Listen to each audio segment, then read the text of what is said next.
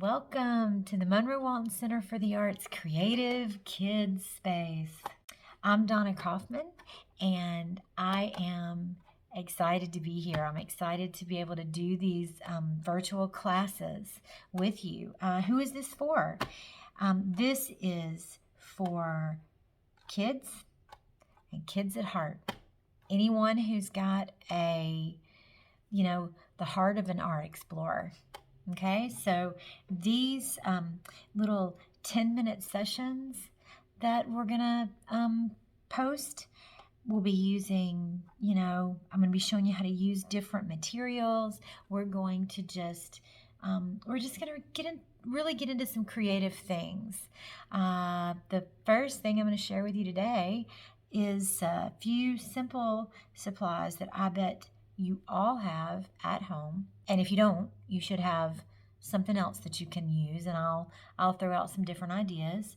We over these next probably 3 or 4 10-minute sessions, we're going to be creating some painted papers, and we're going to turn them. I'm going to show you how to turn them into a small little journal, okay? And then we're going to be doing some artwork in these journals. Like this is I haven't done any artwork in this yet. Well, other than mark making, which is the first step of this project. So let's get started. First of all, watercolors. Any kind of watercolors. You can have the small little praying watercolor sets. These are just cheap sets. This one came from Michael's, $5. You can find them at Walmart. You can find them at Hobby Lobby.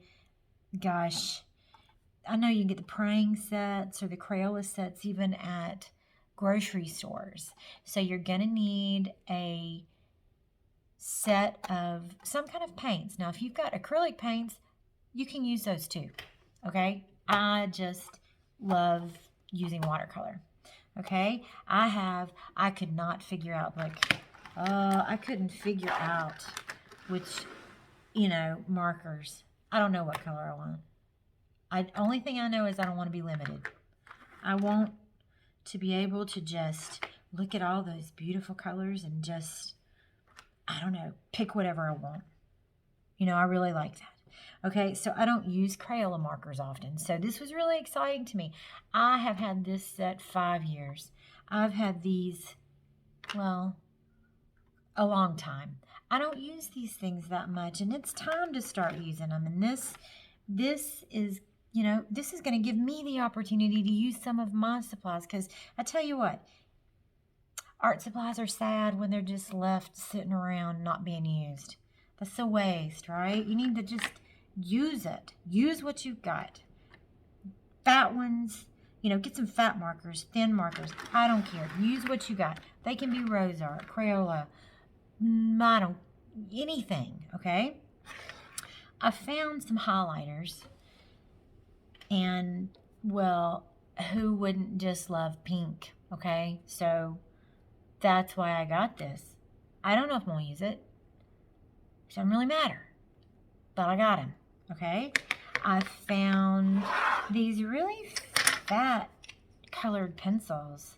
Look, that just feels fun, okay? The size of this just feels kid-like and fun. So I'm going to be using these. So grab colored pencils. I also, Sharpies. Ooh, everybody needs Sharpies. We're going to be using Sharpies. Paintbrush. You need a paintbrush. A pencil if you want one. I'm working on watercolor paper. Just regular copy paper might really not be strong enough for this kind of project, because we're going to be putting wet medium. We're going to be putting like wet watercolors and inks that will bleed through. Watercolor is just a very strong, substantial paper. So I want to use watercolor paper. You could use mixed media paper, but again, this you can get, I know like at Hobby Lobby and Michael's, but you can get this at Amazon. You used to be able to get this at Walmart. I think they have Grumbacher now, and that paper, Grumbacher paper, will just tear on you. This paper works really well. Okay, so this is what we're going to be using. You can, you're going to need a glue stick. I don't have it out here yet, but you're going to need a glue stick. You can grab ink pens. You can use just regular ink pens. You can use, anything that you would like to, crayons. I don't have crayons out here. You know what I just saw on TV the other day? I saw a set of crayons that were the colors of the world, so they're skin colors. But skin colors are very neutral colors, which is it's beautiful. Okay, so it's like these really, because crayon will go over the top of everything. So I do think that I will go to Walmart and get some of those, and probably when we come back to do this project, I may or may not have those. I'm not sure. We'll see. I might not, but if I don't get them for this project, I'm getting them because they're crayons and they're skin tones, and that just that's just fun. Okay, but like this is a very this is flesh tone. This is a water soluble crayon on the top of this.